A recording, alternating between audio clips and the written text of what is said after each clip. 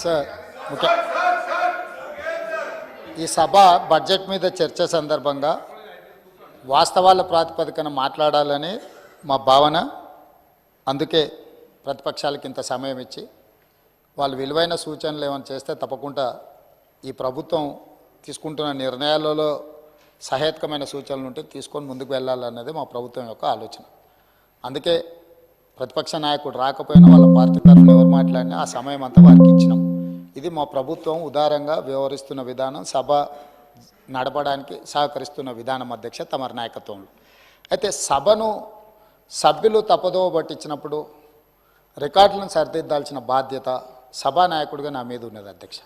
ఎందుకంటే ఈ సభలో నిటారుగా నిలబడి నోరు తెరిస్తే సత్యదూరమైన అంశాలను ప్రస్తావించి మేమేదో కేంద్ర ప్రభుత్వంతో నిటారుగా నిలబడి కొట్లాడినాం, మీటర్లు పెట్టమంటే మేము పెట్టనన్నాం, 30,000 కోట్ల రూపాయలు వచ్చేది ఉన్నా అప్పులు తీసుకునే అవకాశం ఉన్నా మేము తిరస్కరించినాం అని చాలాసేపు ఉపన్యాసం ఇచ్చిండు అధ్యక్ష.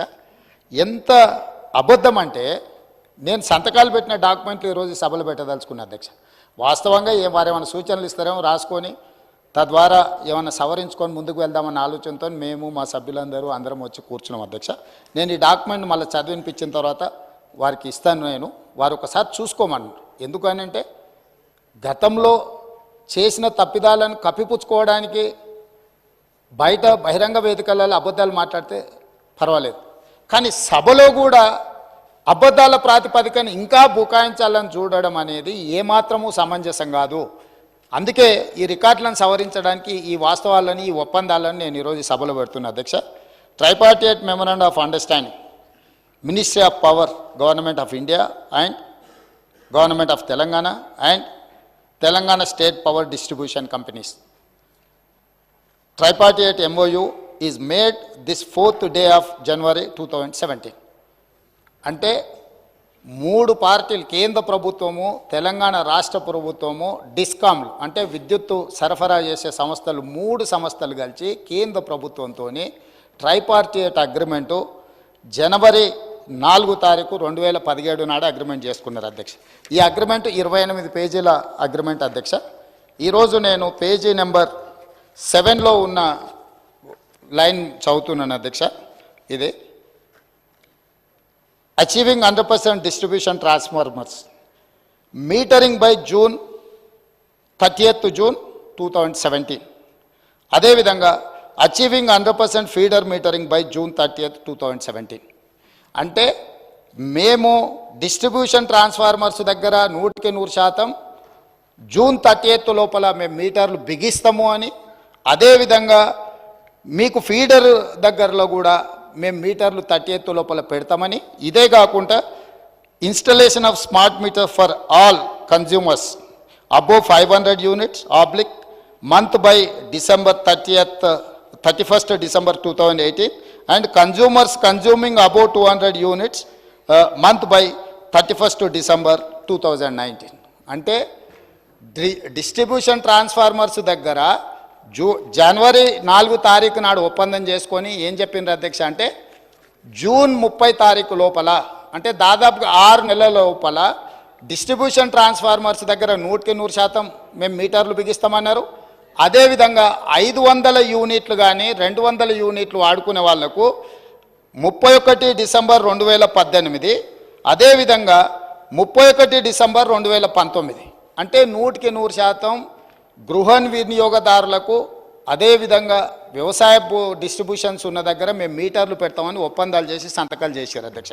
ఈ సంతకాలు పెట్టింది ఎవరు అధ్యక్ష? ఆ పేర్లు కూడా నేను చెప్తా అధ్యక్ష. ఎందుకంటే ఈ రికార్డులను సవరించాల్సిన బాధ్యత అంటే అబద్ధాలను ఈ రికార్డులో ఉంటే రేపు భవిష్యత్తులో కొత్తగా వచ్చే ఎమ్మెల్యేలు ఇదంతా నిజం అనుకునే ప్రమాదం ఉంది. ఇందులో సంతకాలు పెట్టిన దాంట్లో అధ్యక్ష తెలంగాణ రాష్ట్ర ప్రభుత్వం తరఫున Ajay Mishra IAS, special chief secretary energy department government of Telangana, discom southern power distribution company of Telangana limited నుంచి శ్రీ G. రఘుమారెడ్డి, అదేవిధంగా అధ్యక్ష వీరు సదరన్ డిస్కామ్ నుంచి, అదేవిధంగా discom northern power distribution company of Telangana limited నుంచి A. గోపాలరావు. ఈ అధికారులు కేంద్ర ప్రభుత్వంతో ఒప్పందం చేసి ఈ సంతకాలు పెట్టి అన్ని దగ్గరలో మీటర్లు పెడతామని చెప్పిన మాట వాస్తవం అధ్యక్ష. ఈరోజు తమరి ద్వారా తెలంగాణ సమాజానికి నేను స్పష్టమైన వివరాలను తెలంగాణ సమాజానికి నేను చెప్పదలుచుకున్నాను. జనవరి 4, 2017 నాడు కేంద్ర ప్రభుత్వంతో నరేంద్ర మోడీ గారితో ఆనాటి తెలంగాణ రాష్ట్ర ముఖ్యమంత్రి కల్వకుంట్ల చంద్రశేఖరరావు గారు మేము డిస్ట్రిబ్యూషన్ ట్రాన్స్ఫార్మర్లకు 100% 6 నెలల లోపల మీటర్లు బిగిస్తామని, అదేవిధంగా ఇండ్ల గృహ వినియోగదారులకు కూడా 2018 డిసెంబర్ లోపల 500 యూనిట్లు వాడే వినియోగదారులకు, అదేవిధంగా 200 యూనిట్లు వాడే వాళ్లకు 31 డిసెంబర్ 2019 లోపల మీటర్లు బిగిస్తామని నరేంద్ర మోడీ గారితో ఒప్పందం చేసుకున్న మాట వాస్తవము. ఈ అధికారిక రికార్డులను తమరి ద్వారా అబద్ధాలు సభను తప్పుదోవ పట్టించిన హరీష్ రావు గారికి నేను ఇస్తున్నా. అదేవిధంగా వారు మాట్లాడిన అబద్ధాలు అన్నిటిని కూడా రికార్డులను తొలగించి ఆ రికార్డులను సవరించాల్సిందిగా తమరికి విజ్ఞప్తి చేస్తున్నాను అధ్యక్ష. తమరి ద్వారా వారికి రికార్డు నేను ఇవ్వదలుచుకున్నా. ఎందుకంటే ఆ కాగితాలు ఎక్కడున్నాయో మాకేం తెలుసు, మీరేంది అని. అందుకే అధ్యక్ష మా వెంకటరెడ్డి గారు ఒక మాట చెప్పారు, వారికి హాఫ్ నాలెడ్జ్ అని. వారికేమో హాఫ్ నాలెడ్జు, పెద్దానికేమో ఫుల్ నాలెడ్జు. ఇక మేము ఏం చేస్తాం అధ్యక్ష? కాబట్టి అందుకే సభలో వాస్తవాలు మాట్లాడితే బాగుంటుంది అధ్యక్ష. అది పంపించండి అధ్యక్ష. సరే, అది నేను చూసి దాని మీద స్పందిస్తా అధ్యక్ష. ప్రజలకైతే తెలుసు కదా అధ్యక్ష, ఈ రాష్ట్రంలో ఏ వ్యవసాయ బావి దగ్గరనైనా ఏ రైతు కన్నా మా ప్రభుత్వం మీటర్ పెట్టిందా అధ్యక్ష? మీటర్లు పెట్టినామా అధ్యక్ష? ఇవాళ ముఖ్యమంత్రి గారు నిజంగా మేము 30,000 కోట్ల అప్పు తెచ్చే అవకాశం ఉన్నా తేలేదు అని నేను చెప్పాను. 30,000 కోట్ల అప్పు మేము తెచ్చామా 0.5 FRBM చెప్పమనండి.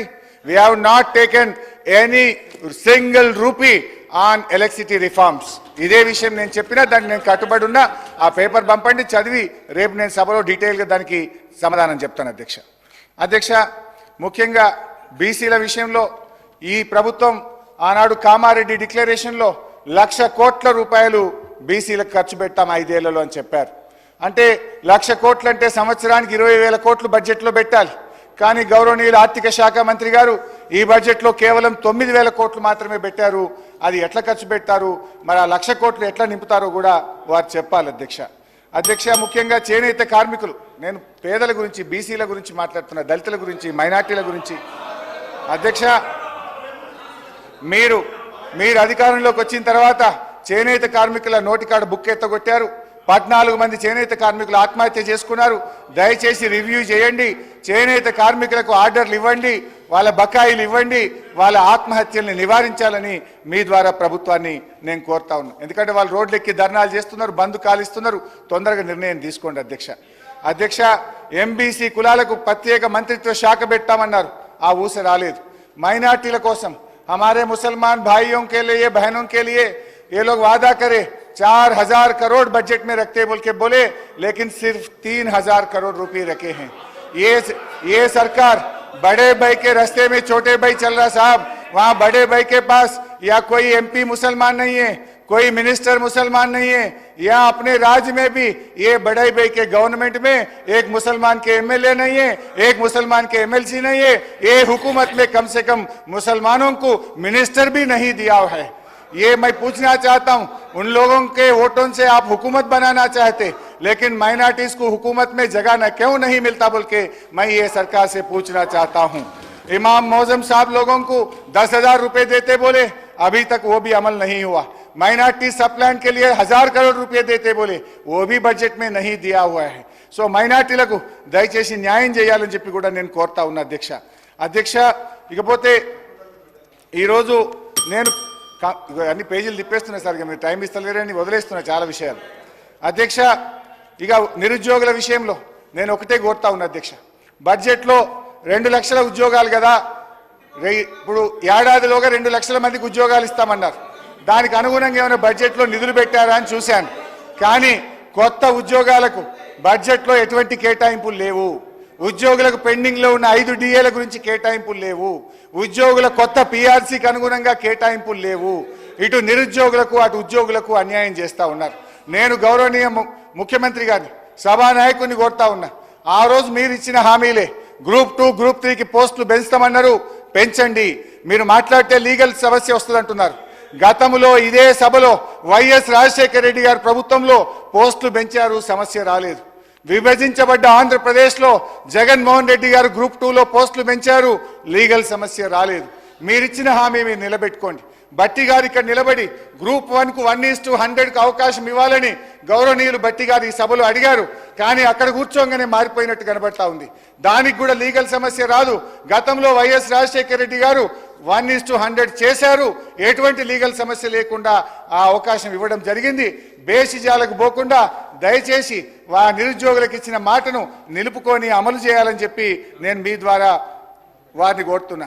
నిరుద్యోగులకు 4,000 భృతి పోయినసారి అడిగితే బట్టి గారు ఇదే సభలో మేము అటువంటి హామీ ఇవ్వలేదని అన్నారు. దయచేసి చూసుకొని ఆ నిరుద్యోగులకు భృతి ఎప్పటి నుంచి ఇస్తారో మీరు బడ్జెట్లో కేటాయింపులు లేవు, దాని గురించి కూడా చెప్పాలని కోరుతున్నా. హైదరాబాద్లో అభివృద్ధి జరగలేదన్నారు, చెప్తే దానికి ఒక 10 పేజీలు ఉన్నది, కానీ టైం లేదు. మళ్ళీ నెక్స్ట్ మేము లాస్ట్లో దాంట్లో మాట్లాడతాం. కానీ హైదరాబాద్లో మేము చేసిన అభివృద్ధి వల్లనే హైదరాబాద్ ప్రజలు నిండుగా మమ్మల్ని అన్ని రకాలుగా ఆశీర్వదించిన విషయాన్ని గుర్తుపెట్టుకోండి. అధ్యక్ష, ఎందుకు చంద్రబాబు నాయుడు చెప్పలేదా? మొన్న ముఖ్యమంత్రిగా ప్రమాణ స్వీకారం చేసి ఎన్టీఆర్ ట్రస్ట్ భవన్లో మాట్లాడుతూ నేను అభివృద్ధి చేసిన, నా తర్వాత వచ్చిన కేసీఆర్ గారి ప్రభుత్వం హైదరాబాద్ను బాగా అభివృద్ధి చేసిందని చంద్రబాబు నాయుడు వీరి గురువు అన్నదేమో సహచరుడు, వీరి సహచరుడు కూడా చెప్పింది కదా అధ్యక్ష. ఇకపోతే 8 నెలల కాంగ్రెస్ పాలన చూసిన తర్వాత ఒకటి అనిపించింది అధ్యక్ష, నమ్మి నానబోస్తే పుచ్చి బుర్రలైనట్లున్నది అధ్యక్ష వీళ్ళ పాలన. కేంద్ర బడ్జెట్లో తెలంగాణకు అన్యాయం జరిగింది, రాష్ట్ర బడ్జెట్లో చూస్తే అభయహస్తం కాస్త శూన్యహస్తంగా మారింది అధ్యక్ష. వాస్తవిక అంచనాలతో రూపొందించిన బడ్జెట్ అని మంత్రి గారు చెప్పినా బడ్జెట్కు వాస్తవికతకు చాలా దూరం ఉంది అధ్యక్ష. ఇది ప్రజల బాగోగులు కేంద్రంగా తయారైన బడ్జెట్ కాదు, రాజకీయం ఎక్కువ, ప్రజల కోణం తక్కువ. 6 గ్యారంటీలకు అనుగుణంగా హామీలు కనబడలేదు అధ్యక్ష. బడ్జెట్ ప్రసంగంలో బట్టిగా చెప్పినట్టు సంపద వల్ల సమర్థత రాదు, కానీ సమర్థత వల్ల సంపద వస్తుంది అనే విషయాన్ని వారు గుర్తుపెట్టుకోవాలి. ఈ ప్రభుత్వానికి సమర్థత లేదు, వాస్తవిక అంచనాలు లేవు, అందుకే ఆశించిన సంపద రావడం లేదు. ఫలితంగా ప్రజా సమస్యలు పరిష్కారం కావు అనే నిరాశ ఈ బడ్జెట్ మిగిల్చింది. రాబోయే బడ్జెట్ అయినా ఆశాజనకంగా ఉండాలని కోరుకుంటున్నాను. ఇక నుంచి అయినా ఈ ప్రభుత్వం రాజకీయాలు కేంద్రంగా కాకుండా ప్రజలు కేంద్రంగా ఆలోచించే సద్బుద్ధిని ఆ భగవంతుడు ఈ ప్రభుత్వానికి ప్రసాదించాలని కోరుకుంటూ నమస్కారం.